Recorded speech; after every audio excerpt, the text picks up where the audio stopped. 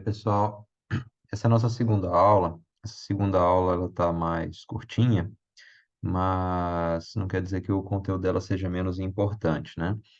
É, eu não recebi dúvidas de vocês da última aula, né? Então vou seguir direto para essa.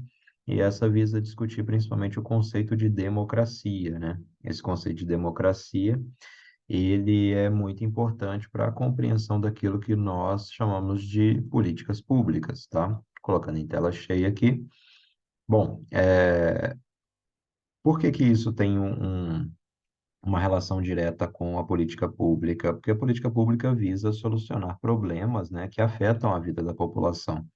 E uma sociedade, ela só é verdadeiramente democrática, né, se nós conseguimos atingir a todos e fazer com que a democracia seja uma democracia para todos, né, e o acesso a bens e serviços, né, é uma característica marcante dessa sociedade.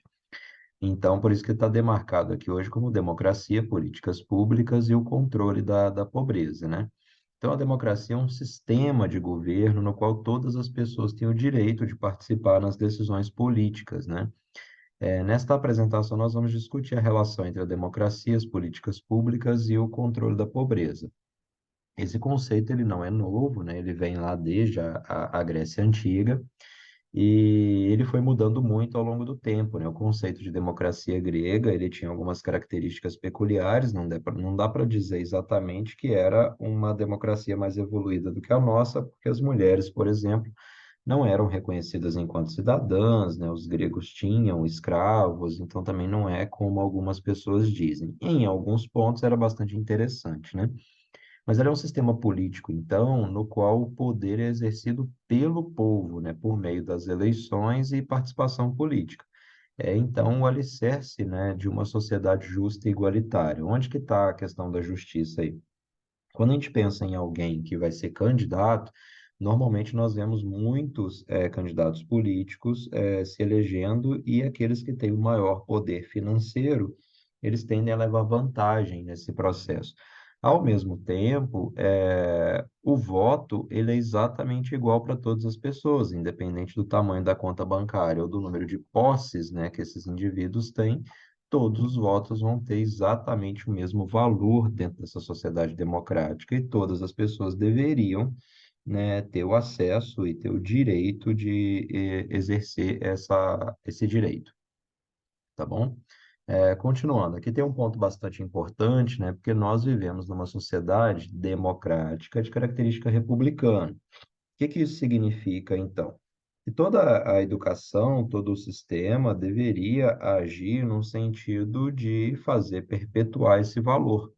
Tanto a sociedade democrática quanto a sociedade republicana, elas representam um valor a ser preservado e ser perpetuado nessa sociedade, né? O conceito de sociedade democrática é aquele em que todos os cidadãos têm direitos iguais e participam ativamente nas decisões políticas e na construção de uma ideia de mundo, né? Ou de um futuro melhor, como está colocado aí.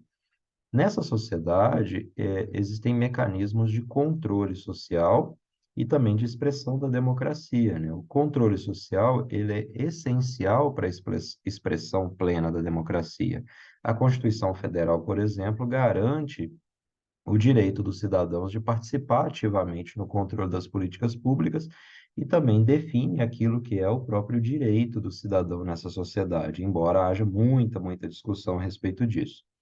A relação direta entre democracia e políticas públicas, né, elas são fundamentais para que o valor democrático, né, o valor que é a democracia, ele se consolide, pois essas políticas públicas, elas visam promover o bem-estar social, como eu disse na aula anterior, e garantir o acesso igualitário aos direitos básicos, né? Então, na medida em que a gente consegue levar esse valor democrático, aquelas pessoas que mais precisam, que a gente consegue dar mais atenção às pessoas que mais precisam, a gente pode dizer com certa segurança que a gente promove a chamada justiça social. A gente dá mais a quem mais precisa, né? Mas embora o conceito de justiça social não esteja aqui na aula e ele seja um tanto mais complexo, né?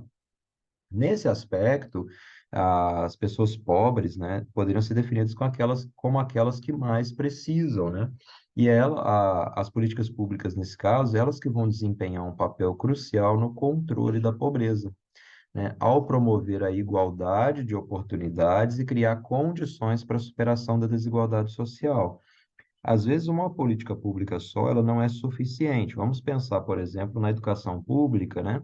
Se a gente analisar friamente, todas as pessoas têm as mesmas oportunidades. Ela pode estudar até finalizar o ensino médio, pode fazer o Enem e pode entrar para uma universidade pública, né? Então, a oportunidade é igual.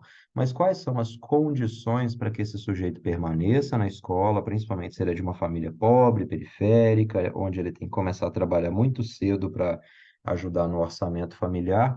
Quais são as condições que ele tem de, além de permanecer na escola, conseguir se dedicar aos estudos adequadamente para ter condições de concorrer a uma vaga numa instituição pública? Então, às vezes, as condições não são favoráveis, né? Então, políticas públicas, como a do Bolsa Família, por exemplo, visam justamente solucionar esse problema para que esse sujeito permaneça na escola sem a necessidade de trabalhar, né? Da mesma forma, né, a ampliação de vagas no ensino público, ela também visa corrigir esse problema e políticas públicas como a do ProUni, por exemplo, eu também sou fruto do ProUni, elas visam corrigir essa falta de vagas na educação superior pública, para que pessoas que não têm acesso à educação pública possam ter acesso à educação superior a partir do programa, a partir do ProUni, tá? Os desafios na implementação das políticas públicas, né? Como dito na aula anterior, ela pode encontrar alguns obstáculos, né? A implementação efetiva mesmo de políticas públicas, ela requer uma abordagem integrada, né? São vários mecanismos que têm que funcionar para que essa política seja implementada. Isso envolve, né? Isso tem o envolvimento de diferentes atores, né? E também a superação de diferentes obstáculos, né? Esses obstáculos têm diferentes características, né? Podem ser obstáculos políticos, ter que dialogar com grupos políticos adversários ou distintos, e podem ser também obstáculos administrativos e até mesmo econômicos, né? Não basta a boa vontade nesse caso, né? Teríamos que avançar em relação a essa questão. E por último, para finalizar, pessoal, nós precisamos levantar a questão dos direitos sociais, né? Então, os direitos sociais, eles vão ter uma relação direta com as políticas públicas, justamente porque as políticas públicas têm o objetivo de materializar, né, de tornar concreto ali os direitos sociais que estão estabelecidos lá na Constituição, o direito à educação, saúde, moradia, né, garantindo o acesso universal, ou seja, para todo mundo, aos serviços essenciais, principalmente saúde e educação, né? Ao mesmo tempo, a gente precisa avançar, né, na garantia dos direitos sociais para que realmente se cumpra aquilo que está na Constituição.